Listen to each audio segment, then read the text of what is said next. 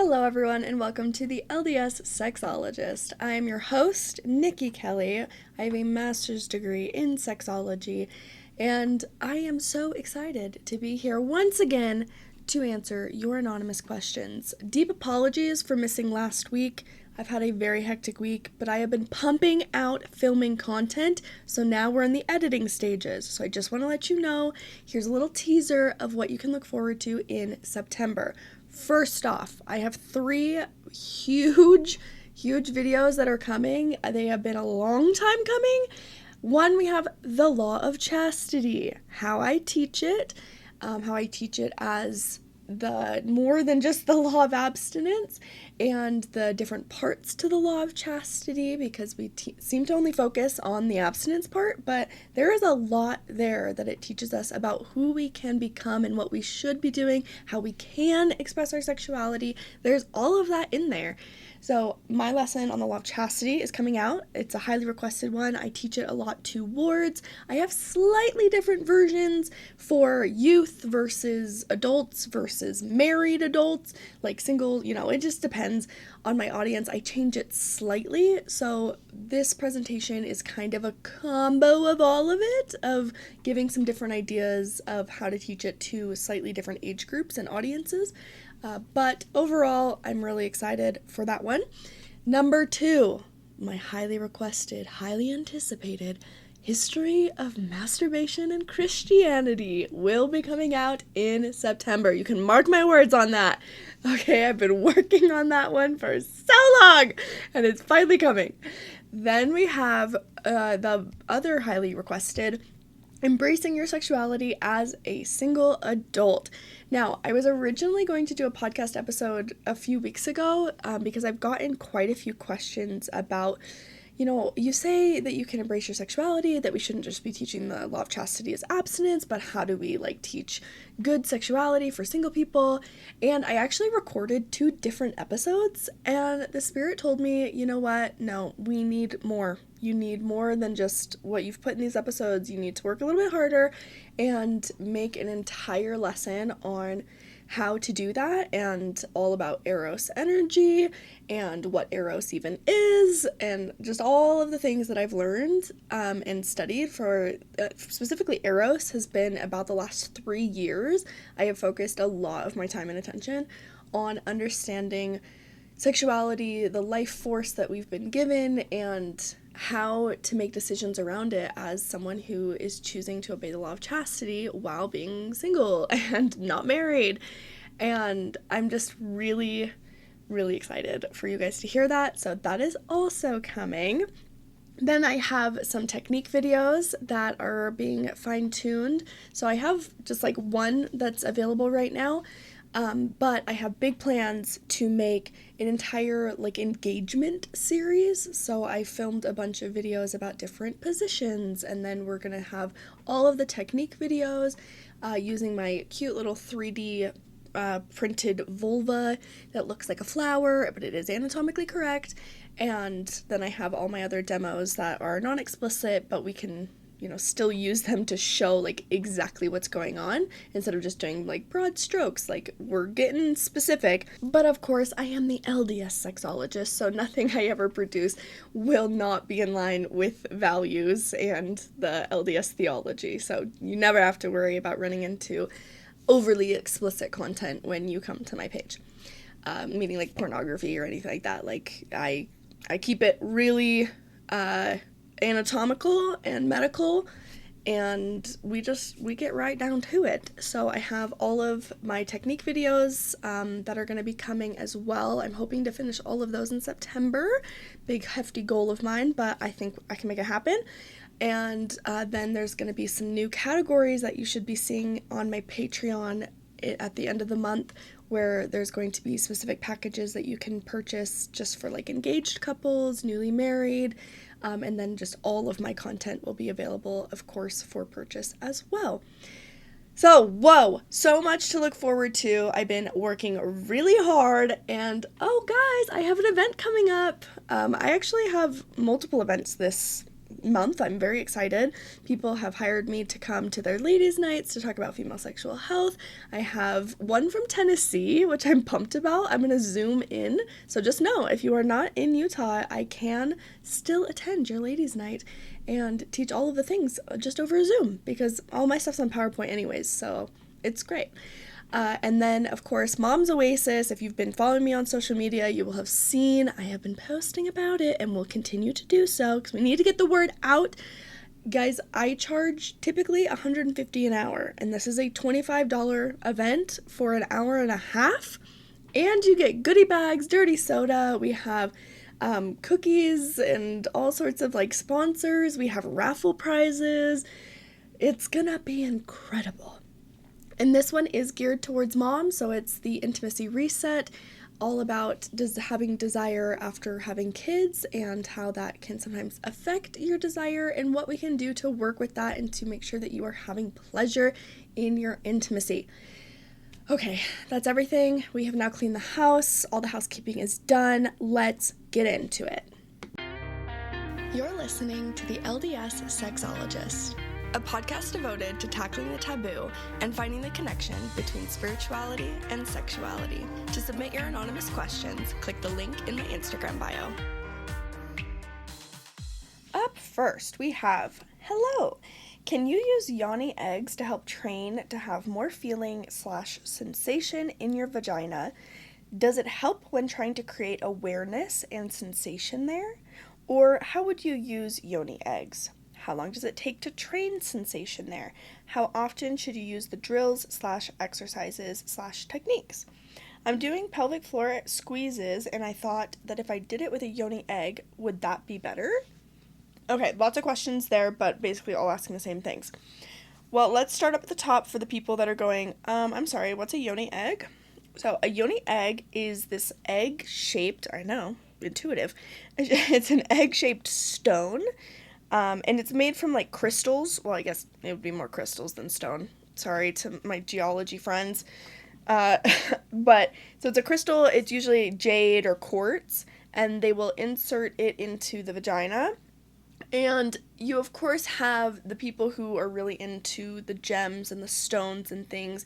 They talk about how it's for spiritual wellness and sexual practice, and they go more into the energy of the stone. But then you have the more physical side of it, which is going to be doing Kegels with the stone in, so you are strengthening the pelvic floor muscles. Now, when it comes to anything with the pelvic floor, I always default to a pelvic floor therapist because that's their area. That is what they do. Most people have never heard of pelvic floor therapists, so they don't even know that that exists as a job. It absolutely does. And I am always cautious to say, like, absolutely, yeah, do your Kegels, because I work primarily with women who suffer with a condition called G-triple-PD, or previously known as vaginismus, which is an unintentional tightening of the lower pelvic floor. So when you're working with someone whose vaginal canal is being squeezed way too tight by the muscles, then trying to squeeze the muscles more in a Kegel is not gonna work. And Kegels are usually the only thing people know about the pelvic floor, is they're like, oh yeah, make sure you do your Kegels. But there's actually a lot more to pelvic floor health in general than just doing Kegels. There are multiple muscles involved. There's different areas of the body, like your lower back, your thighs, your glutes, that are absolutely involved in your pelvic floor health. In your bladder health, whether you're sneezing and peeing a little bit, or, you pee when you laugh, that's going to be pelvic floor control, and a lack of tightening in the muscles in that case, whereas, pain during penetration or something could be too tight. Everything is just, too squeezed together, and so my default would be to ask a pelvic floor therapist about whether or not that is going to be what's best for your body. But if we're just talking in general of, is this going to help try to create awareness and sensation there? I would say yes.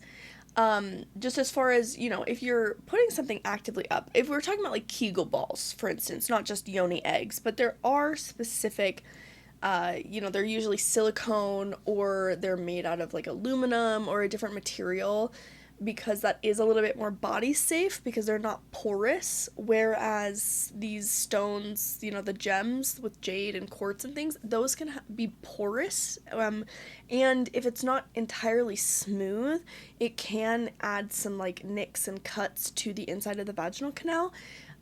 But the porous part matters because you have a particular microbiome in your vaginal canal that we do not want to be messing with, and we don't want bacteria to get into the yoni egg, and then yeah, sure, you wash it off and you clean it real nice, but that doesn't mean that it's like fully clean, like completely, because there still can be bacteria that gets in the pores, that's on a microscopic level, and then that can create growth.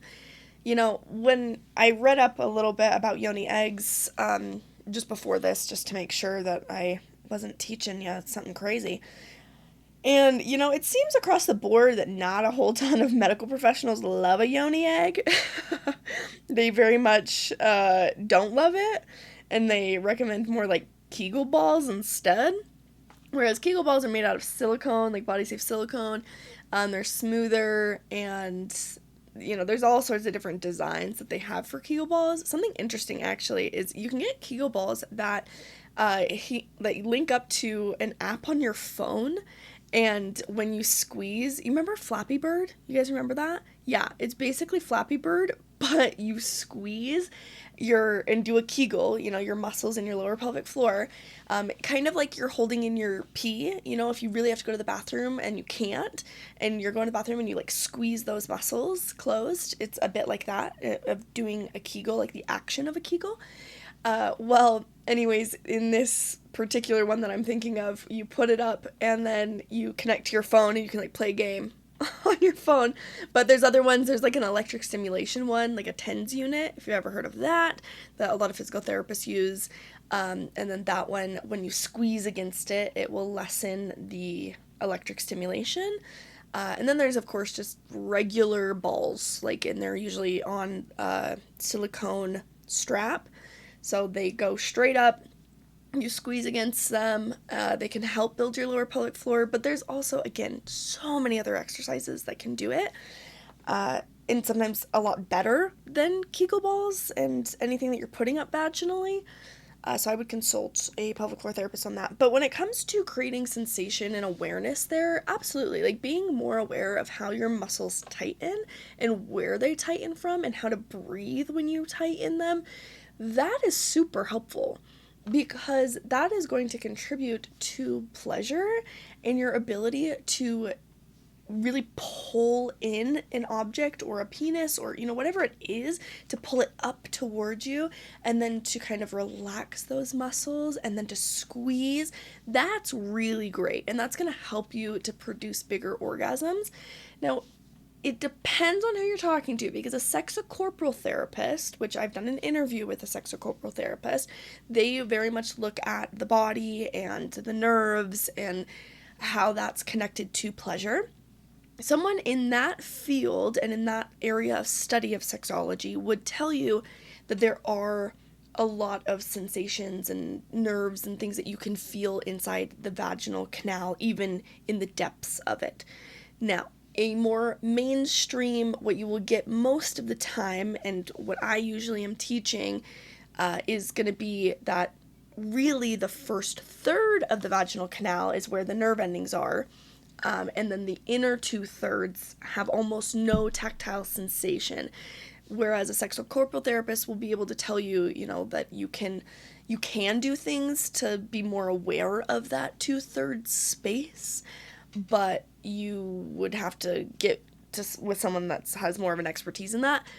Whereas, I'm just looking at, straight biology, the inner 2/3 have almost no tactile sensation. You have more sensation up at the top near the cervix, a lot actually, but that inner 2/3, which is where your tampon goes or your diva cup or whatever, you can gain a better awareness of your muscles, but there's not necessarily like nerve endings there because it's a birthing canal, so it's not full of nerve endings everywhere. Like, it's a different type of tissue.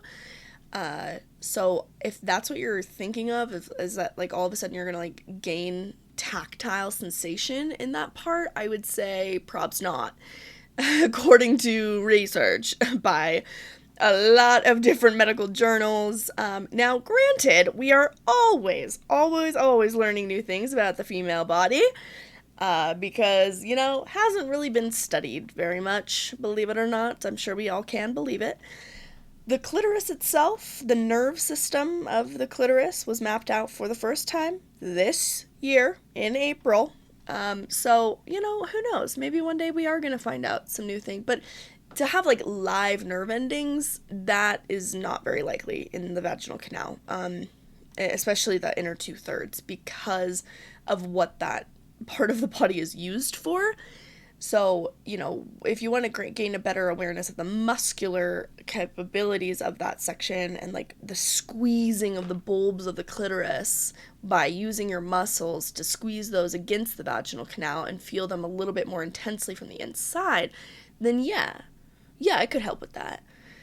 But it's not going to like create nerve endings for you. I don't know if that answered your question. But how would you use them? Typically, you just like stick them up and squeeze. They say that like a really healthy pelvic floor is if you can vacuum with like a really small, Kegel ball or something inside, because it requires you to be able to like move your legs and to breathe normally while also tensing your muscles and relaxing them. Because once you stick something up, to make sure that it's not falling out, especially these gems that are heavier, it's going to be more weighted. You're going to have to squeeze it harder with your muscles. How often should you use the drills or exercises? It depends on if you're like genuinely trying to strengthen your pelvic floor.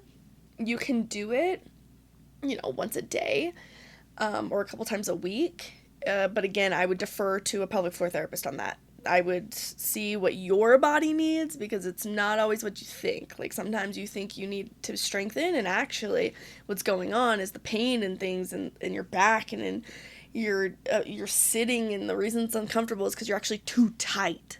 So you actually just don't know how to relax those muscles. So tightening them, it's going to do the opposite effect. So I would see a pelvic floor therapist about that. And would it be better with a yoni egg? I don't know about better. It does help you at least be aware that you are squeezing something. So that can be helpful for that awareness that you were talking about. But you can do some really incredible exercises for your pelvic floor without needing anything to go inserted vaginally. So I wouldn't say necessarily better. It's just an option. Better than what? I don't know. It depends. Very nuanced. But there you go. Okay. Answer number 1. Down. Okay, this next one starts with a little bit of background. And of course, just so you know, for anybody that's hasn't, filled out their own question before and they just listened to these, I always ask, one of the questions is, are you okay with me reading what you said? And if not, then I can summarize. And then sometimes I choose to summarize anyways, because, I love extra detail. That really helps me. But sometimes it's not conducive for like this format to read the entire thing. So I am going to summarize, but this particular person did say I could read all of it. So the background here is, my husband and I have been married for 3 years, and I've never been able to, quote, get me there. So it says they've always been on an antidepressant, and I know it doesn't help. Feels like my desire went even further down when I switched to a more pregnancy-friendly SSRI, and I've talked a bit about SSRIs in a previous Q&A as well about the effects of that. But they're saying, they got pregnant, and then now they're not sure if they want to switch back to the medication because they know that they want future kids, more kids, and so a little bit of a thing there. And it says, just for the record, I love my husband very much and I'm very attracted to him. That is not the issue. But the problem is, we have fallen into a rut where I have become resigned to the fact that I'm just not going to get there. But I still want my husband to have a good time. I'm to the point where he asks me what I want, but I don't feel turned on at all, so I just give up. I don't even know what I like. I feel like we're still at square one when it comes to sex and don't really know what to do to fix it. I don't know what I want, and he doesn't know how to solve it. When we do have sex, all I want is for us to stop making out so I can focus on him and get it over with. Foreplay is all just making out because that's all we've ever done, but that just doesn't do it for me anymore. It eventually just starts to feel boring and my mouth gets tired. Number 1, is there any way we could skip making out altogether or at least focus foreplay on something else? I'm bored. Number 2, is there any hope for me to orgasm in my current medicated state? And number 3, how do we get out of this rut? Okay. Ooh, my gosh, I really want to have a session with you and figure out what would be appealing to you, because this is my area. All right, so let me kind of take you through where my mind goes when I have someone coming to me that's saying, like, exactly what you said, they're resigned to the fact that they're never going to orgasm, and that's never really the goal. I always say the goal is pleasure. Like, if you're going to have any goal, it should be pleasure, because if you do set orgasm as the goal, then we create this, like, performance anxiety where, again, we're taking away the pleasure itself because we're so focused on, like, the orgasm. Whereas if we can take a more holistic approach to this experience between two people, having intimacy, being able to see each other, I love that, intimacy, right? So seeing, like, being able to be fully yourself and show up and be seen and to see someone else, and to have that vulnerability there and the playfulness, because it seems like we're really lacking a playfulness here just in this small little paragraph. It feels more like a chore, like a job, and you are a worker. You're an employee, and you're just, the job is to, like, make sure your husband has a good time, and it's not really about you or your experience. So we would need to kind of reframe that. And I would start by asking, what, if anything, turns you on or has turned you on in the past? Especially when I'm working with couples who were abstinent before marriage. I love helping them go back to that state of where just, like, the anticipation of, the sexual energy just being, like, so high, and not knowing what to do with it, but being excited that it's there and that it exists. But there was also no pressure for it to go anywhere because you were making an active choice not to take your clothes off.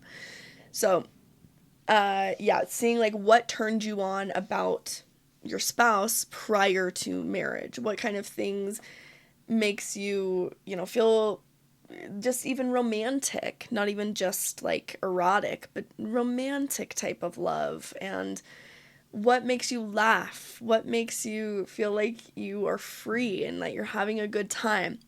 I would first take a look at that. I would also see if there is anything in your life that does, like, help you have a turn on. So for a lot of women that I work with, especially in Utah, fantasy novels is a big one for them. They love their ACOTAR, their Sarah J. Maas, Colleen Hoover, Emily Henry, Abby Jimenez, Christina Lauren. Yeah, trust me, I know, ladies, I'm in the know. It may not be my genre in particular, but I have read them, okay? I know where we're at, so I can help. But those books, the reason they're so appealing, I mean, I could go on for forever. And one day I am going to do, I have plans to do either an episode or maybe even, like, a teaching about the difference between, like, erotic novels and pornography, because there is a very big difference there, and the different parts of the brain that it uses, and why, answering the question, why is this so appealing to women? Well, it's because it enacts the fantasy part of the brain, which is very present and active during arousal. So if we can help to create a fantasy, whether that be borrowed from a book or just a, scenario that we can create between the two of you.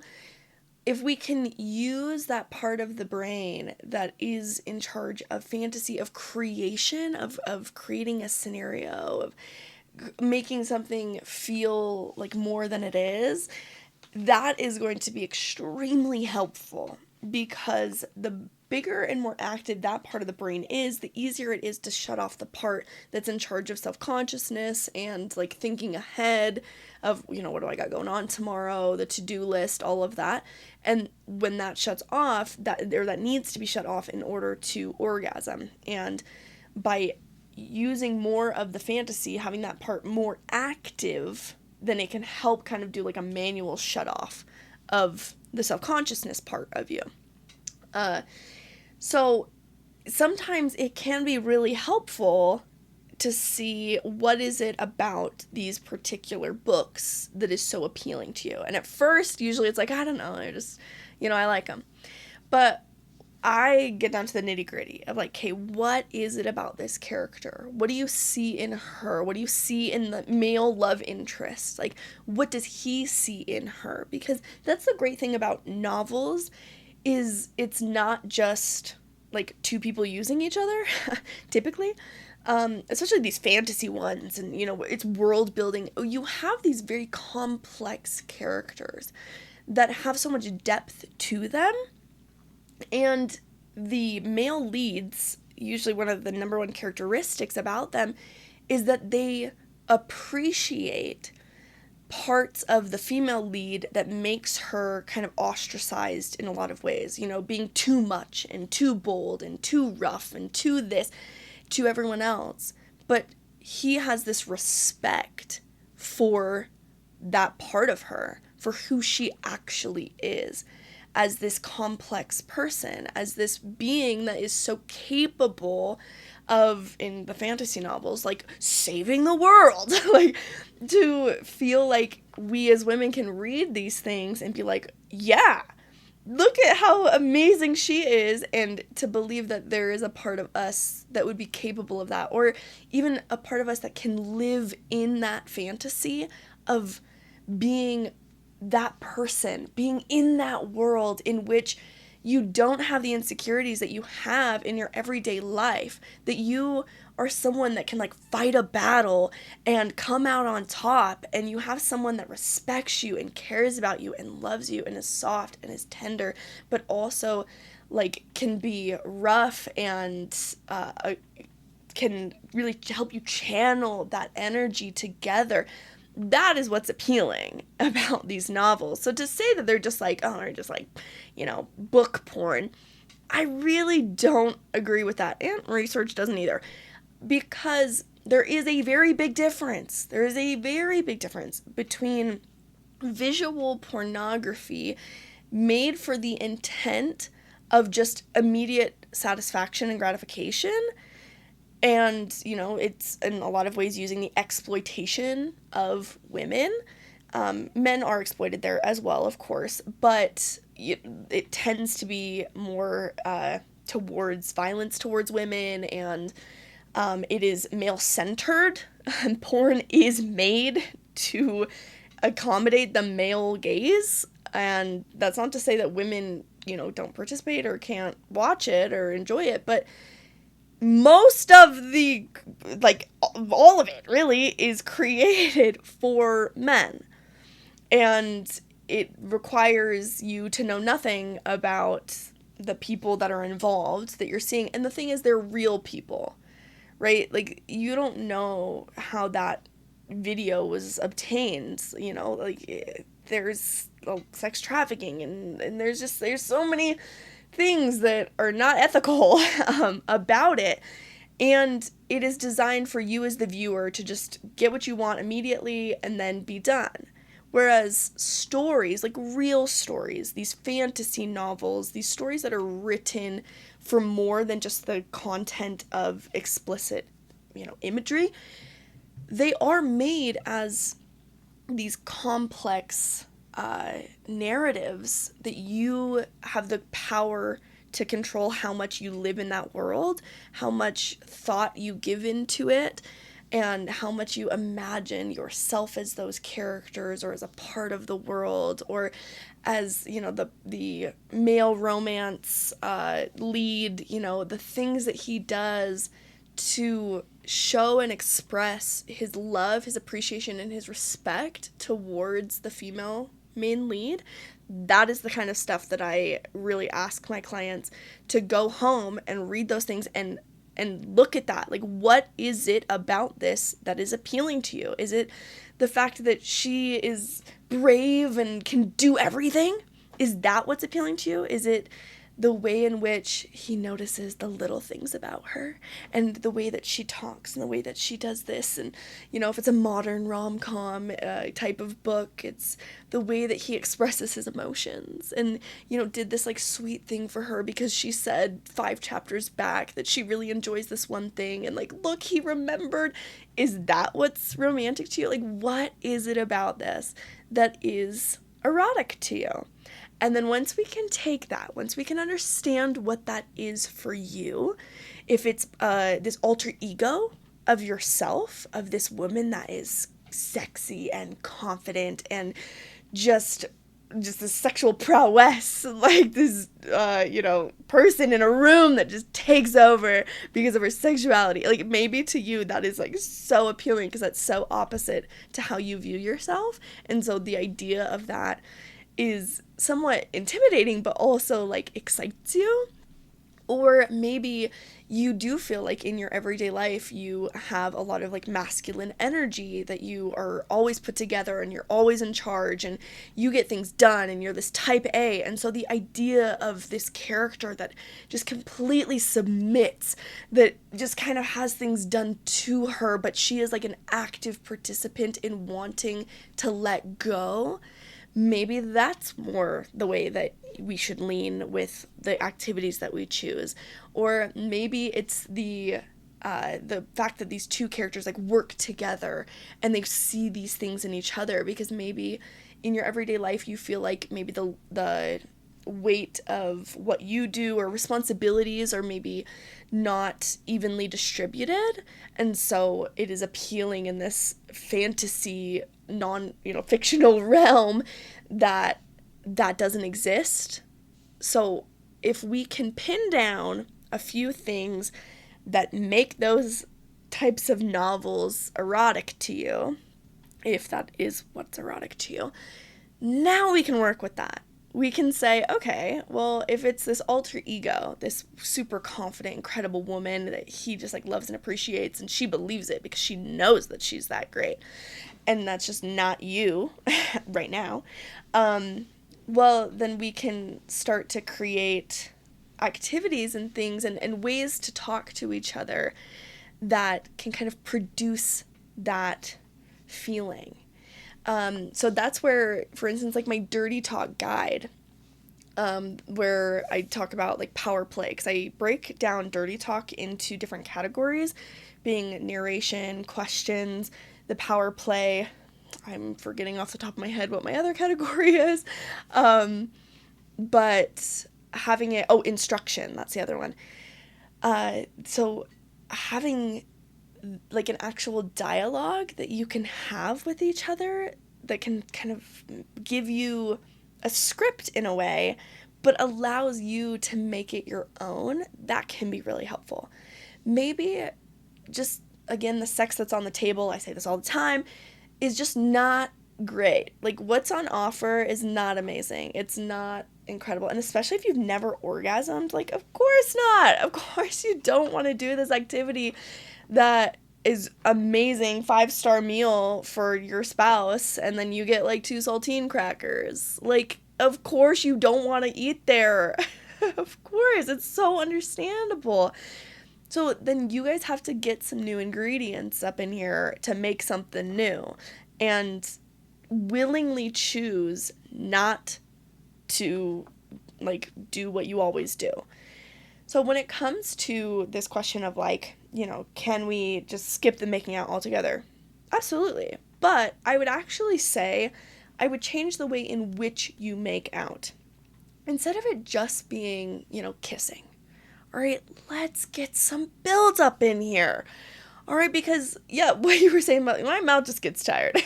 So real, so understandable. So can we maybe do some more touching with clothes on throughout the day, throughout the week, that leads nowhere, okay, that just exists? And we're not talking a spank on the butt, when you're bent over grabbing something and just like the casual like little love tap. No, that's not what we're talking about. We're talking about intentional grabbing of the hips in a normal mundane moment of your day, having your spouse, and you have to communicate this. If this is something that you really want him to be the one to activate, because that's what will be appealing to you, then you need to express that. And if, otherwise, if there's a scenario in which you would find it fun for you to be the more dominant one and like for you to take action, well, then you can also express that to him and be like, hey, I'm going to try something here for this week. I'm going to need you to go with it. I'm going to need you to like show your enthusiasm because I'm trying. I'm trying to be this alter ego version of myself. You can give her a name if that's helpful, be Veronica for the week, be whoever, be Sophia, be someone else, this different version of you. Or if you really do need him to be the initiator here, if that's what's appealing to you, being able to have that like open conversation can be really, really helpful. Now, sticking on this for 1 second before I like continue on my tangent, because with me, we're gonna hit every single side road and we're gonna talk about every single like post that's out there.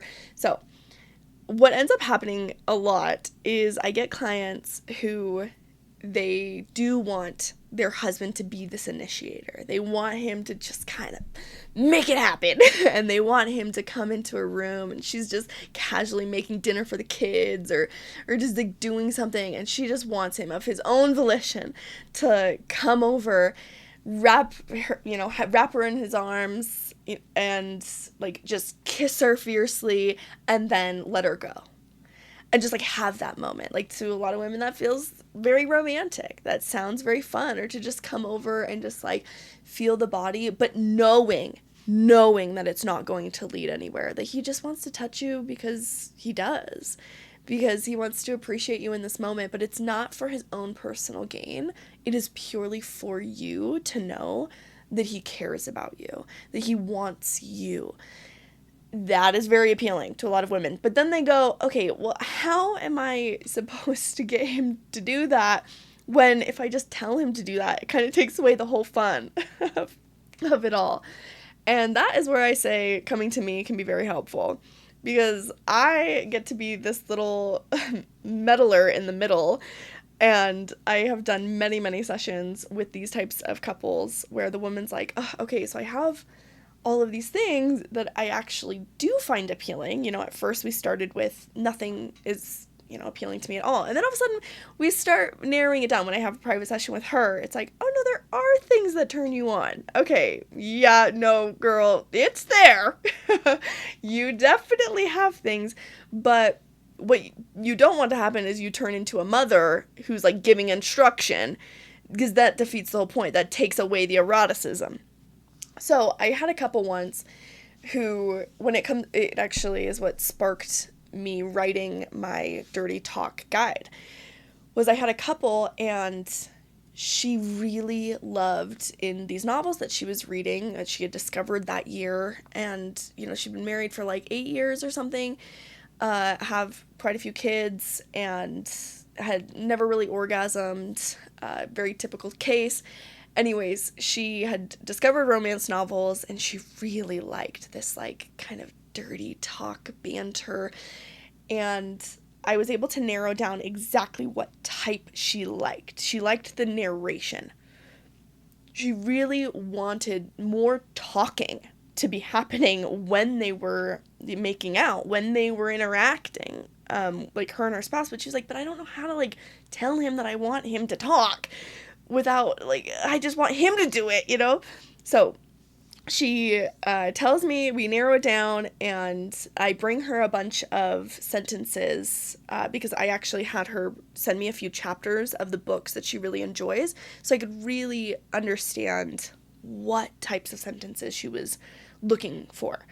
So then I created a list of like example sentences for her to approve, you know, which ones does she like, which ones she didn't like. So we went through all of those, and then I was able to be like, okay, I know exactly what you want. I can see you want it to be more dominating. You want it to be this type of verbiage. That's what's really appealing to you. You want it to be in these types of moments. Perfect. So then I have a private session with her husband. And in that, I'm able to explain why this is appealing to her, why this would be something that would greatly benefit them both. And he, of course, was so willing. I mean, the husbands that I work with are so fantastic because they are typically really on board of, you know, whatever their wife wants. Like, they really want her to have a good time, and they feel bad that she hasn't, and, you know, it's caused so many problems in their marriage. So typically when they reach me, they're very enthusiastic and very on board with whatever it is that I have to suggest, which is great. It's perfect. Listen to me. So anyways, I met with him and helped him understand from a more like analytical place of like, okay, this is what she is wanting. And then I gave him a ton of sentences for examples that he can use. Now, these were different than the ones that she gave me, but the same vibe. So that way, it was still fresh, it was still new, but it was what she was looking for. And she didn't have to be the one to like tell him directly, I want you to say this. Instead, she was able to help describe what type of situation she wanted, and then I was able to deliver the logistics of like, say this, do this, put your hand here. When you say this, this is the type of thing that you want to do. You want to kind of like push her up against a wall and then say this. Like, this is what she wants. And yeah, it was amazing because the couple, they ended up coming back, and I heard a report back from them, both directly to me and with their sex therapist that they were working with at the time. And I'm telling you, it was like the most life-changing adjustment that they made, where throughout that week, their goal was to have no penetrative sex. Okay, that was taken off the table, not an option. So then it just became this game of how many ways in which he can turn her on without it going anywhere, and seeing what is fun to her, what, you know, showing her that he has this appreciation for her, being able to like touch her in the same ways that they did like way back when they were dating, when it was just purely for the love of the game. Like, you just wanted to touch them, but you knew it wasn't going to go anywhere else. But like, oh, that charge that it had, we brought that back. And then it became so much more expressive between the two of them.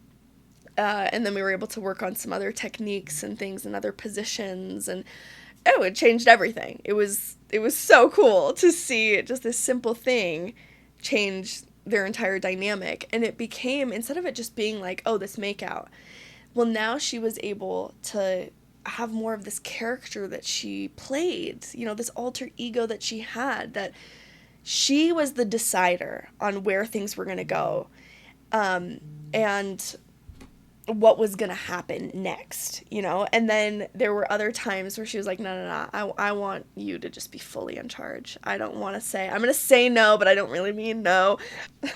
I want you to not just show me, but I want you to tell me what you feel about me, what you want, what I can do. Like, all of that was what she was actually looking for. That was so erotic to her. So then, you know, they started texting and being able to be more sexual in just their everyday life with each other. It became a lot more fun and playful.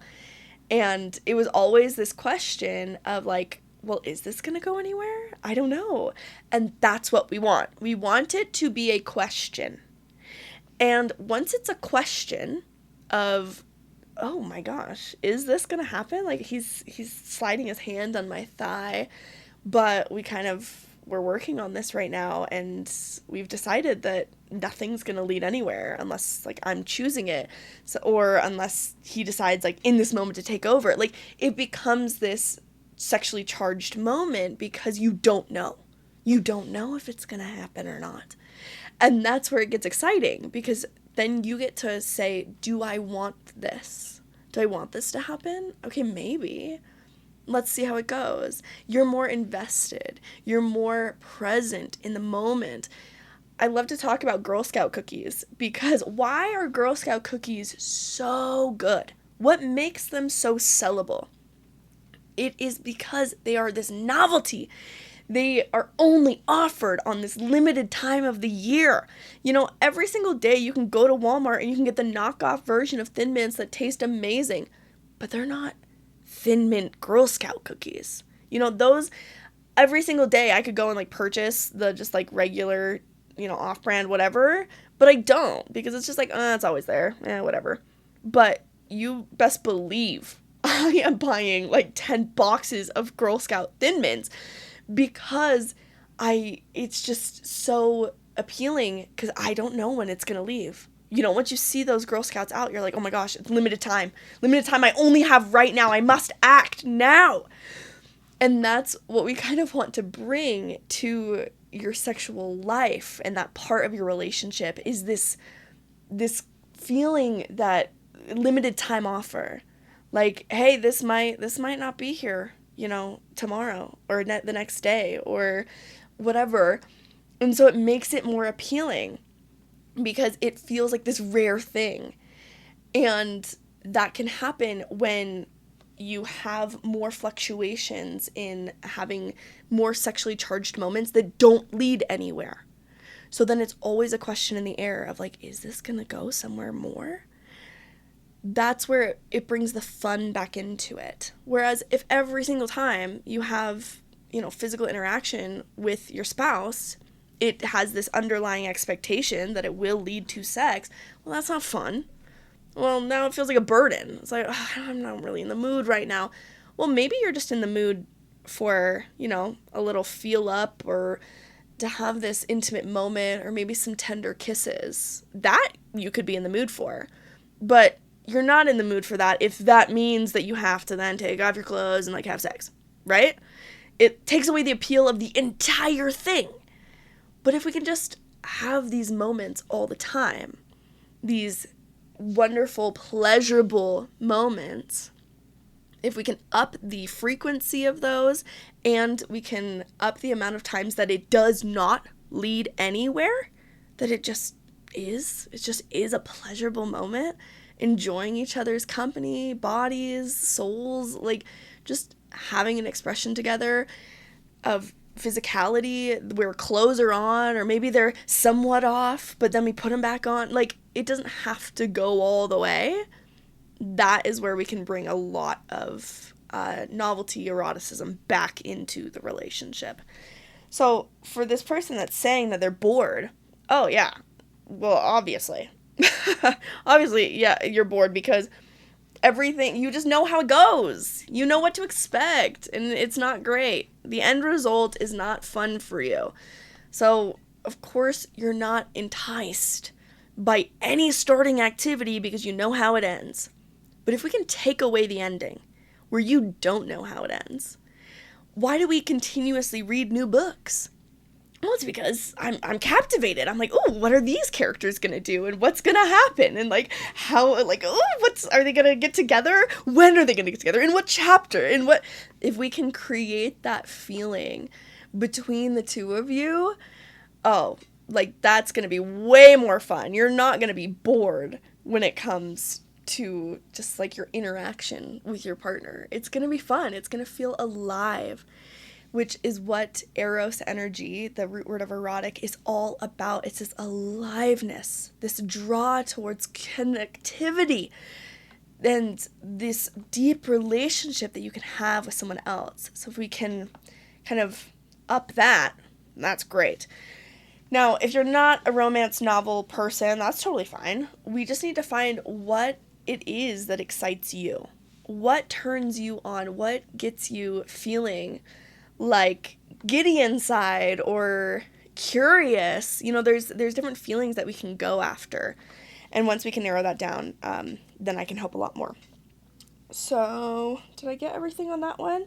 Is there any hope for me to orgasm in my current medicated state? Absolutely. 100%. Yes, no doubt about it. It's going to take more work for sure, because it's not just going to be spontaneous. The blood flow isn't going to instantly happen.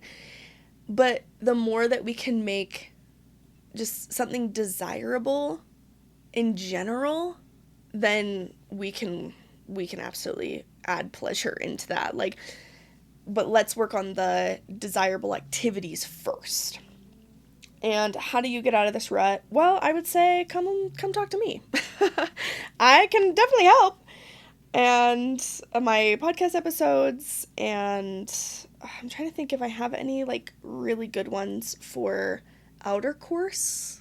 Because if you know me, I don't do foreplay. We do outer course and intercourse. I don't think I have anything up yet. That's on the list. It's on the agenda. I have a long career ahead of me, you guys, and I've got a long list of things that I am wanting to produce, and eventually it will all be there. But just know, if you do purchase my full learning library now, like, it is continually going to be updated, and you'll have access to that every time I upload a new video. But yeah, right now the easiest way is to just book an appointment with me. Come, or, have me come and speak to your women's group and like your friends, and we can have the entire night all about outer course and how to create these pleasurable moments and scenarios. Yeah, there's more technique to it than you would think, but that's what I'm all about, is really getting down to the science, the logistics. Like, can we break this down into step 1, step 2, step 3? Yeah, love that. Okay, wait, last thing that I'm going to say on this. So, if you are talking to your spouse and you're saying, like, look, I want you to do these things, but I don't want to have to tell you to do these things, because then it just feels like you're only doing it because I told you. Have you ever found yourself in this, endless cycle of conversation? And then he goes, well, I don't know what you want until you tell me. And then you're like, ah! Well, first off, I would go see a therapist. But I have thought of an analogy to kind of help with that, to put it into words, especially for him to understand, like, maybe what it is that you're saying and feeling. If you were to say to him, hey, oh my gosh, there is this, like, brownies that I love. Peanut butter brownies. I could really go for a peanut butter brownie. And then you go on with your day, right? And then if later that night there were, like, peanut butter brownies on the counter, that would be everything that you wanted, right? Because you made mention, you did verbalize it, but what you really wanted was for him to take the initiative, for him to pick up what you were putting down by saying, oh man, I really love these peanut butter brownies. And of his own volition, think, wow, she said that to me, and I'm going to respond to that, and I'm going to make these brownies and have them for her, because not only is this something that she wants and will make her happy, but also this will, like, show her that I care, that I listen, that, like, there's all this meaning, right? Like, if you said in the morning that you, like, love these peanut butter brownies, and man, you could really go for some, and then that evening they are warm, fresh from the oven, there's a lot of things that you're going to feel about that, right? Well, for men, I like to say, well, for her, like, she's wanting you to kind of pick up on that and to do that yourself. But what ends up happening is she says, oh my gosh, I could really go for some peanut butter brownies. And so what does she do? She goes out and she buys the flour and she buys the peanut butter and she buys the mix and she buys that. And then she puts it on the counter and then she prints off the recipe for you. And then she gives you the recipe and then she like actually puts it all in the bowl for you. And then you come over and like maybe you whisk it a bit and you like, oh, you forgot to preheat the oven. So like she does that. But then you put the brownies in and then, 30-40 minutes later, you have this pan of brownies and you're like, hey, aren't you happy? Like, look, I made brownies for you. It's like, you didn't make brownies for me. I made brownies for me. I let you participate in making brownies for me. And now, you know what? Don't even want the brownies because how dare you take credit for what I did. Like, oh, it was so exhausting. I had to do all this work when really I just wanted to be able to say that I wanted brownies and for you to make them. But no, what ends up happening is, she took over and she feels like, well, he can't handle it on his own. And then by the time the brownies are made, it's like, okay, well, maybe I'll have like one or something. But it's not the same. It's not the same as if it is the scenario in which she just says it and then it happens. And this, again, I'm not saying like, well, husbands should just like do whatever their wives say. Okay, we're not that simple-minded. But in this scenario that I explain, I'm trying to help him understand, like, why it is that to him, it's like, well, she said she wanted brownies, and like, boom, brownies. I don't understand why she's not happy. She said that, this, and I'm trying to give her what she says she wants, but, like, she doesn't seem to want it, and that doesn't make any sense to me. It's like, well, it's because she had to spoon feed it to you. And so now she just felt like, well, she doesn't even know if you really wanted this. If you're just doing it to, like, accommodate her or, like, placate her, or it took the fun out. It took the surprise out. It took the appreciation out of, like, who she is. It took the choosing away because now she just feels like she just told you what to do and then, oh, okay, you obeyed, you did it. But that's not actually what she wanted. She didn't just want the brownies. She wanted you to appreciate her, to listen, to show her, and the brownies was just a way for you to do that. It's not even about the brownies. It's about the action. And so when I start to explain that, and when I like to say, well, my job, I can be the one that intercedes, and I'm like, I will get the recipe. I will get the ingredients. I will hand them to him. I will explain how to cook the brownies because she's told me what she likes. She has told me the recipe. I will then be the one that like explains to him why it is that like you need to do these things first because this makes the consistency of the batter better and this is going to be what she really wants and the creamy texture, like this is going to be the brownies that she wants. She doesn't want just any brownies. She wants these brownies. I'm going to explain to you how to make them. And so then it becomes, she says she wants brownies and he makes them. And she didn't have to do all of the extra legwork of it was actually her making the brownies. And, well, yeah, now it's not appealing. Does that make any sense? Is that, you feeling me? You with me? I hope that helps. Because, especially when I talk to women about that, I'm like, when they talk about, like, oh, I want him to do these things, but I don't want to have to tell him. I'm like, well, yeah, because then it's you're the one that makes the brownies, and so that defeats the whole point. You didn't actually want the brownies. What you wanted was for him to listen to a craving and to have some follow through and then surprise it with you. And it was like, that's exactly what I wanted. How great. And that can go both ways, of course. Like, I can also work with the men and see, like, what it is that they're wanting. And maybe they don't want to directly tell their spouse for whatever reason, or maybe it takes away the eroticism.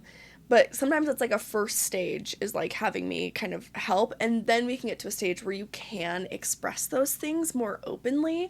So you don't need, it doesn't feel like you are like getting all of the supplies and giving it to them, but rather like you are collaborators in this of like looking at different recipes together and saying like, ooh, yeah, this one. And then trusting that they're going to go out and get all the ingredients on their own, that they're going to go and they're going to do some research and they're going to make it an enjoyable experience for the both of you.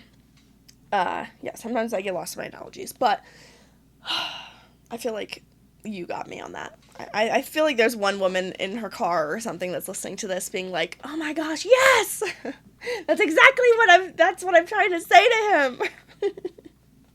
Don't worry, I got you. And if not, maybe there's someone's like, that made no sense to me. Well, sorry. Can't have something that resonates with everyone. All right. Well, it has been an hour. We have answered a total of 2 questions. These are my Q&As. I'm so sorry that I wish I did more questions, but also I don't, because you get so much just hopefully understanding from how I approach these types of questions so that you can start to see what it is that I do, but also how to answer these for yourself. Instead of me just saying like, yes, no, do this, I want you to be able to understand like why some people may like something, or why this may resonate, or how to do something, and the different ways in which you can, because every person is different and their preferences are different. So I think very, very broadly, big picture, when I'm thinking of these questions and stuff, it isn't so much like yes or no to me. It is, okay, well, where's the nuance here, and where's the context over here, and what matters. And if that's not your style, honestly, I completely understand. But if it is, if you enjoyed these episodes, please let me know. Send me a message and let me know if these resonate with you and if you enjoy my little tangents.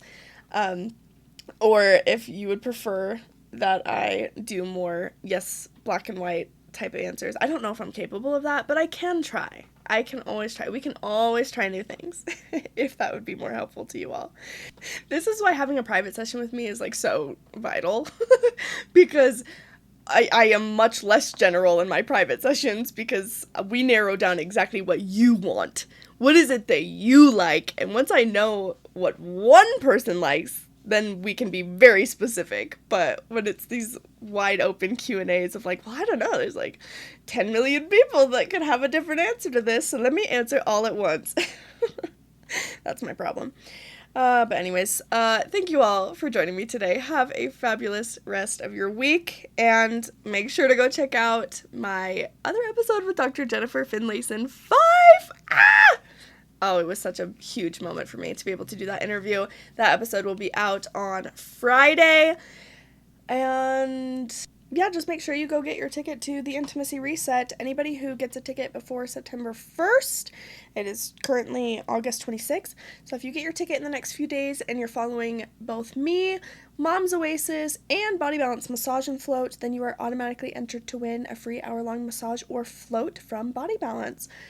And you'll be able to meet me in person and tell me if the brownie thing made any sense to you that I just described. If it resonated or not, you can let me know in person. All right, have a great week. Thanks, everybody.